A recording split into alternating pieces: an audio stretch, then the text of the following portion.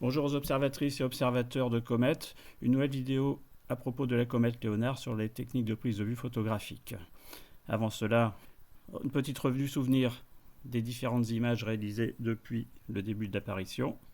Ici, une image réalisée le 1er novembre à l'observatoire Charles Fehrenbach, comme toutes les images qui vont suivre, cette fois avec un télescope Epsilon Takahashi de 160 mm de diamètre et 530 mm de focale, équipé d'un boîtier Sony Alpha 7S défiltré, et c'était le 1er novembre. Vous voyez que la comète était petite, mais avec déjà un petit départ de queue fort sympathique.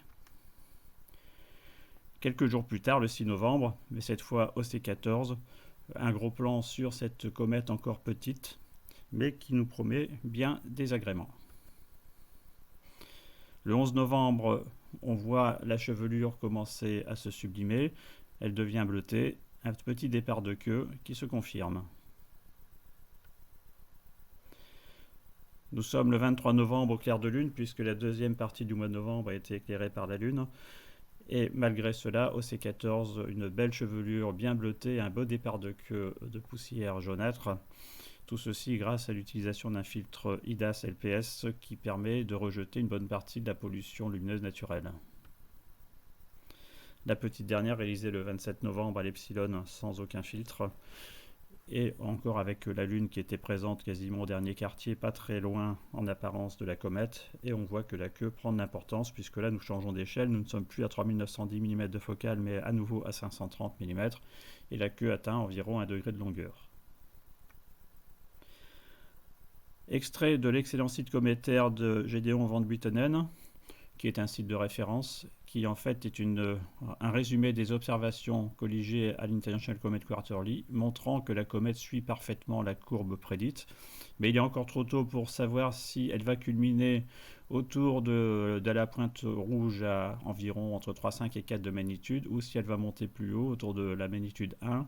Ce sera la surprise des quelques jours et voire quelques heures avant le passage de la comète au plus près de la Terre, le 12 décembre.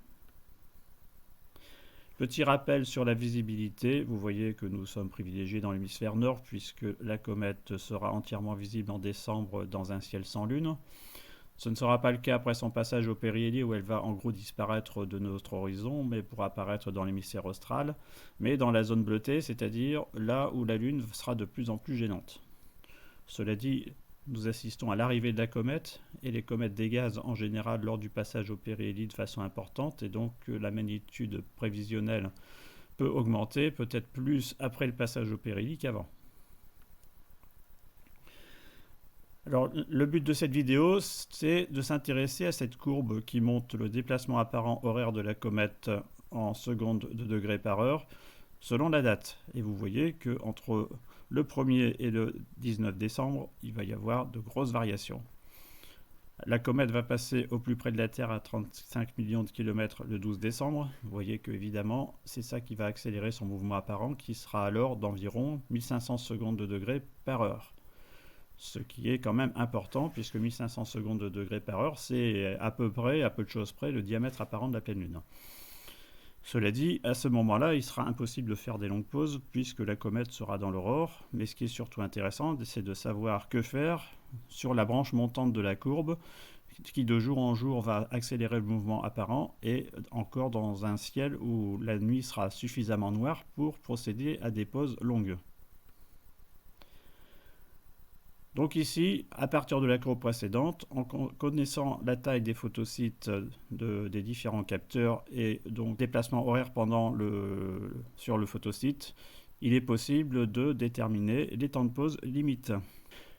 Vers le 5 décembre, nous serons déjà à une durée d'exposition maximale autorisée de 100 secondes avec un objectif de 50 mm de focale, et de seulement 40 secondes avec un 135, et avec 200 mm de focale nous tombons autour de 25 secondes, et avec 500 mm de focale nous sommes à 10 secondes.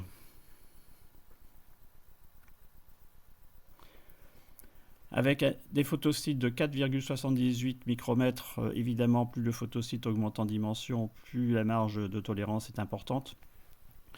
Nous tombons toujours autour du 5 décembre, avec donc une durée d'exposition de l'ordre de 130 secondes aux 50 mm.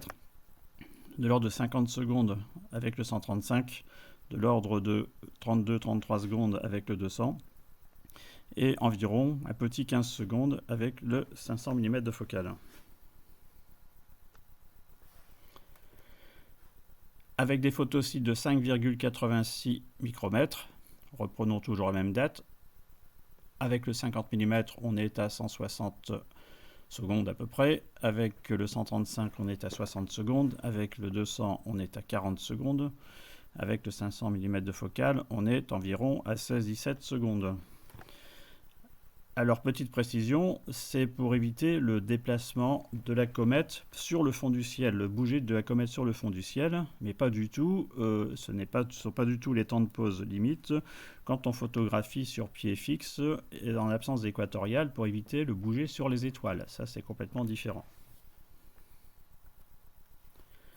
Avec des photosites de 8,4 microns, ce qui correspond à la dimension des éléments présents sur le capteur des Sony et Alpha 7S, surtout, et là vous vous retrouvez avec pour le 50 mm avec environ 310-320 secondes, avec le 135 environ 120 secondes, avec le 200 mm environ à 80 secondes à peu près.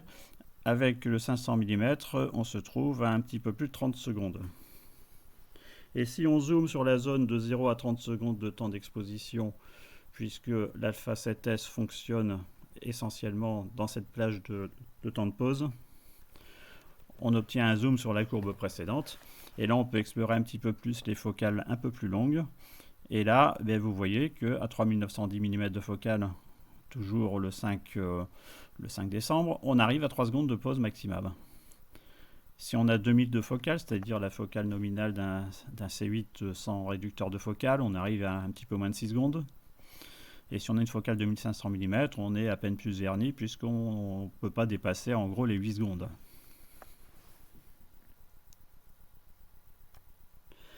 Voilà, j'espère que ce petit aparté vous a intéressé. N'hésitez pas à envoyer les images que vous allez réaliser en les partageant sur le Facebook de l'Observatoire par exemple.